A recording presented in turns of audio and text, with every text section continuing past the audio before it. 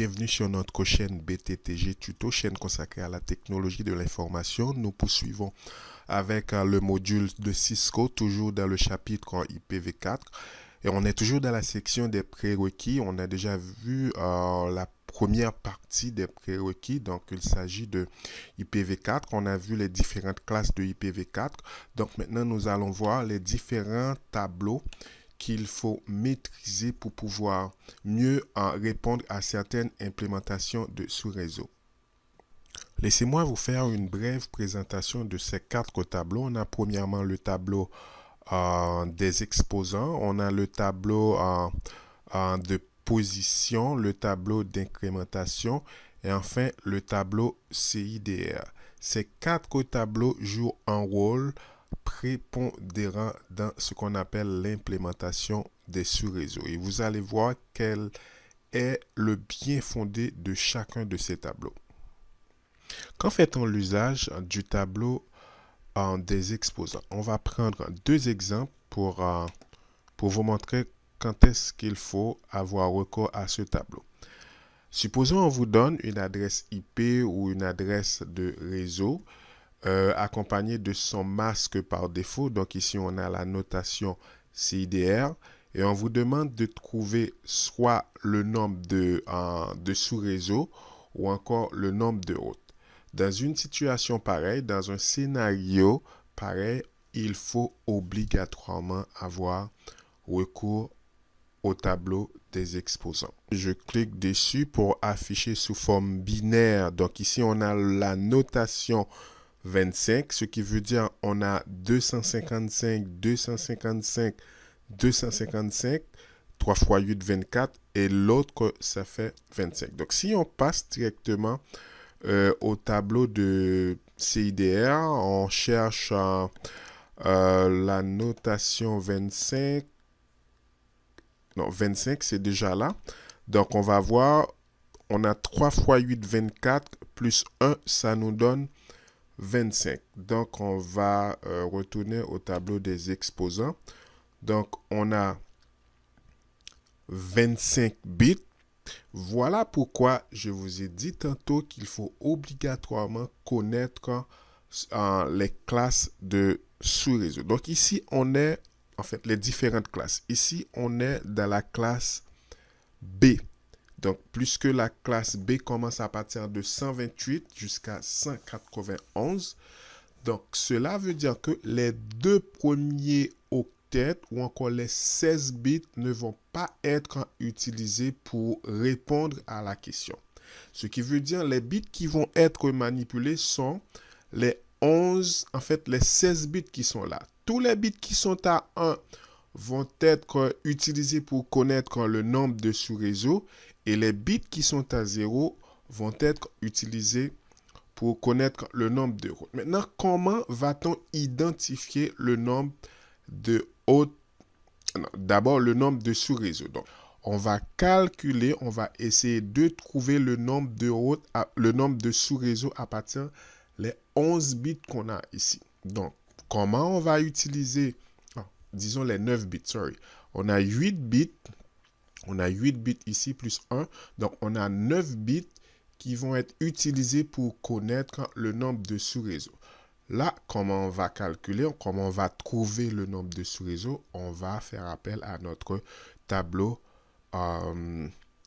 des exposants. Donc, 2 expose en 9.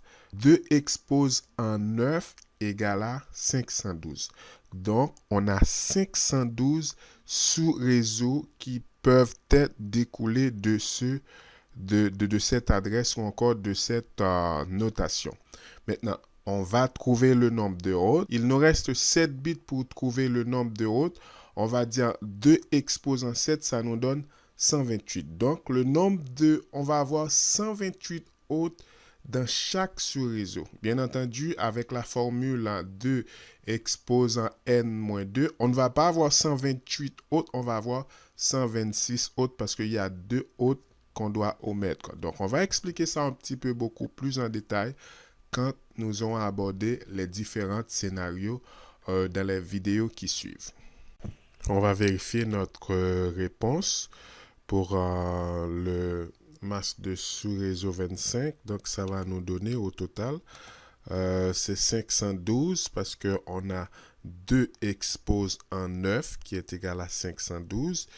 Et on a 2 exposes en 7 qui est égal à 128. D'où on a 126 autres et 510 sous réseau.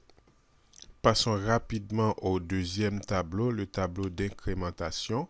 Donc, on va prendre le premier exemple. Malheureusement, je ne peux pas vous donner deux exemples. Donc, on a la notation /27. On va voir à quel masque de sous-réseau /27. On a l'adresse du réseau, on a le CIDR 27. On va d'abord vérifier à quoi correspond le /27. On clique dessus, donc on a 8 bits, 8 bits, 8 bits, 3 fois 8, 24. 24 plus 3, ça donne 27. Et cette notation correspond à 255, 255, 255, 224. Donc, deuxième étape, on va trouver le bit magique, le numéro magique, le numéro ou encore le nombre qu'on va utiliser pour incrémenter ou encore pour trouver les autres sous-réseaux. Donc, pour cela, on va aller dans le tableau de positionnement. Pour CIDR, on a dans cette section, donc le tableau de positionnement correspond directement à la dernière section. La dernière section, c'est la section où se trouve le dernier bit qui est à 1. Donc, on va dans le tableau de positionnement. Donc, le dernier bit, le troisième bit, correspond à 32. Donc, on va incrémenter le chiffre 32 pour trouver tous les autres sous-réseaux. Donc, pour cela, on va retourner dans notre tableau d'incrémentation. Tableau 1. Le tableau 1, c'est le tableau qui a l'incrémentation 128, 64, 32 jusqu'à 16. Maintenant, notre premier sous-réseau va être 32, de 0 à 32, en fait, 32. Deuxième sous-réseau 64, troisième sous-réseau 96, quatrième sous-réseau 128, 160, 192 et on arrête là. Parce que le 255, 255, 255, 224 va être le masque le masque par défaut des réseaux 32, 64, 96, 128, 160, 192. Donc, si on se réfère aux formules 2 exposant n-2, on va là, donc on va 2 exposant n-2, on va avoir 2 exposant 3, ça nous donne 8, 8 moins 2, ça nous donne 6, ce qui veut dire les 3 bits suivants nous permet d'avoir 6 sous-réseaux. Donc, le sous-réseau 0 et le sous-réseau 224 ne font pas partie de la liste.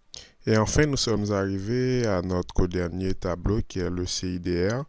Bien entendu, nous n'allons pas nous éterniser sur ce tableau puisqu'on a déjà fait pas mal d'exemples en utilisant, en fait, dans les exemples précédents. La notation CIDR, c'est juste, comment dirais-je, une forme de présentation. Par exemple, on vous donne une adresse de réseau accompagnée d'une notation CIDR. Donc, il est très important que vous sachiez interpréter une notation CIDR. CIDR qui signifie, c'est le sigle de classe interdomaine en routine. Donc, on va juste prendre quelques exemples pour /30. Donc, on utilise 30 bits, 31 et les deux. Il reste 0, en fait 2 0. On va juste prendre encore un autre exemple, 25 bits, /25, ce qui veut dire on a utilisé 25 bits. Donc, en fait, les bits qui vont être utilisés vont dépendre de la classe, de l'adresse du réseau. Donc, ça, on va le voir un petit peu plus loin dans les exemples quand nous aurons abordé, quand nous aurons à expliquer les 5 les 5 scénarios. Donc, on a choisi de vous présenter, de vous expliquer ces 4 tableaux. C'est parce que on va les utiliser et vous allez comprendre quelle est l'importance de ces 4 tableaux. Donc, si vous ne comprenez pas très bien ces 2 parties, ces 2 vidéos, donc vous allez les comprendre, vous allez voir pourquoi et quand il faut les utiliser dans les 5 prochains scénarios qui vont suivre. Donc, c'est la fin de cette deuxième partie. N'oublie pas de me donner un petit like et de vous abonner à la chaîne BTT Tuto, l'une des meilleures références dans le domaine de la technologie. À très bientôt.